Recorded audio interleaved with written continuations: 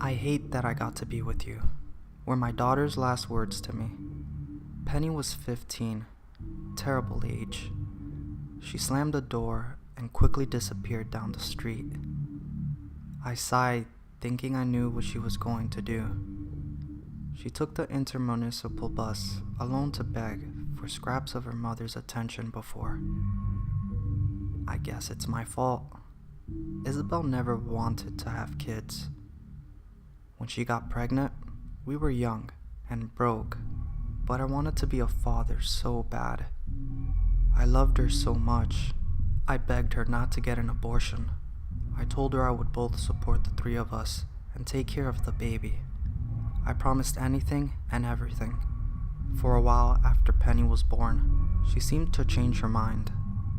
I thought she was happy, but when our daughter was 6, Isabel attempted suicide because she hated her life so much. The only thing that she could think about every day and every night was ending it. In less than a year, she divorced me to live the good life. The woman I loved said she wanted to forget she had a daughter, our daughter. So there I was, a single father. We moved to another city where I always told new people that my wife had died. It would be less humiliating for me and Penny that way.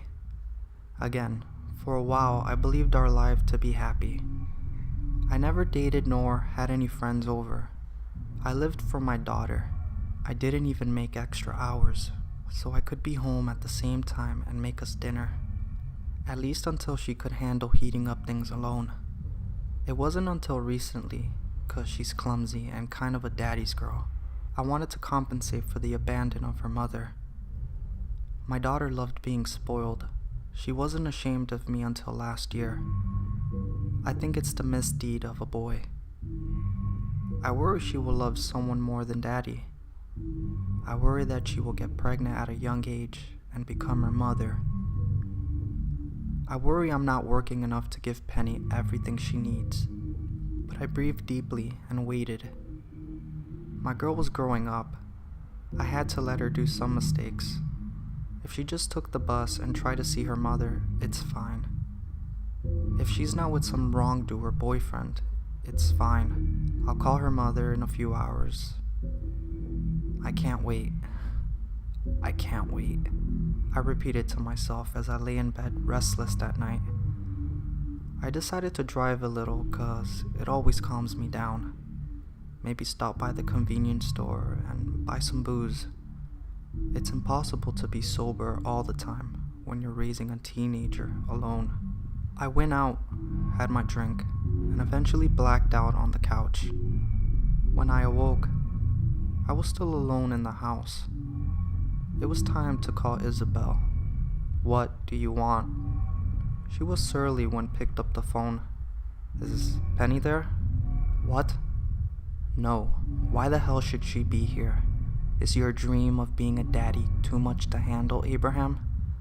"Well, fuck you." Isabel hung up.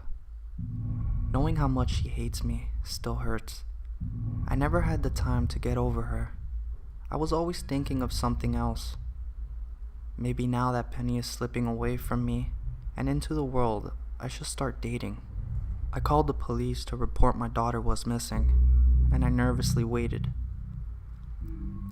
Isabel always said I had a violent tendency, but I didn't listen to her. I'm a caring father. I thought I could handle seeing my daughter running away from me to be with a boy. In my night drive, I found them on the road.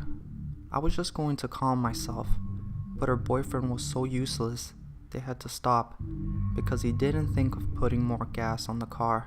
They didn't make it much far. They were sitting together by the road, near a small forest, all alone and vulnerable. I took Penny by the arm. "Let's go." "You're hurting me," she cried. "Let go." "You're hurting me. Let her go."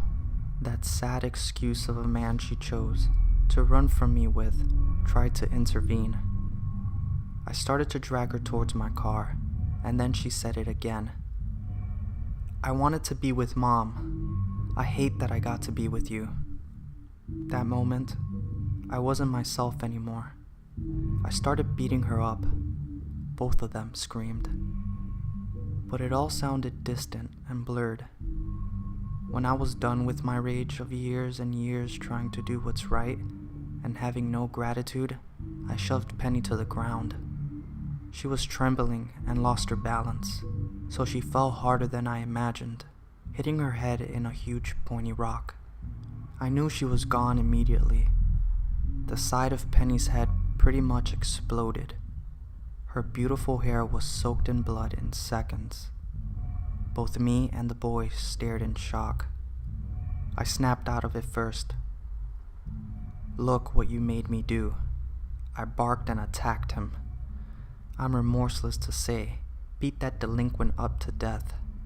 When I was done, I dragged Penny's lifeless body deeper in the woods and left her there, making sure one could only see the good side of her face, like she was peacefully sleeping. I'm sorry, Angel. Daddy was trying to protect you from the world. I took the boy's body and got rid of it, dismembering and burning each piece. With Penny dead and him missing, the police would conclude it was his fault. And it was. Ultimately, he killed her. He destroyed my family. He pushed us to this point. That's what I told myself. As I went back home, burned my clothes, took a bath and left again to the convenience store, I made sure to make small talk with the cashier, forcing him to be my alibi. I went home and had a lot of whiskey and passed out. When I awoke, I called Isabel and the police. They found my Penny that same afternoon. The pain was almost as a surprise. It was like I didn't know. Maybe I was hoping everything was a bad dream and she would still be found safe and alive. Being a father was the meaning of my life. I have always been mediocre in everything else. I didn't pay much attention to Isabel. After Penny was born, she irritated me most of the time. It was hurtful to be rejected, but deep down, I was relieved when she left. I want to be a father again. I want to be able to protect a daughter of mine from the world again. What if I screwed up once? I will raise the perfect daddy's girl next time.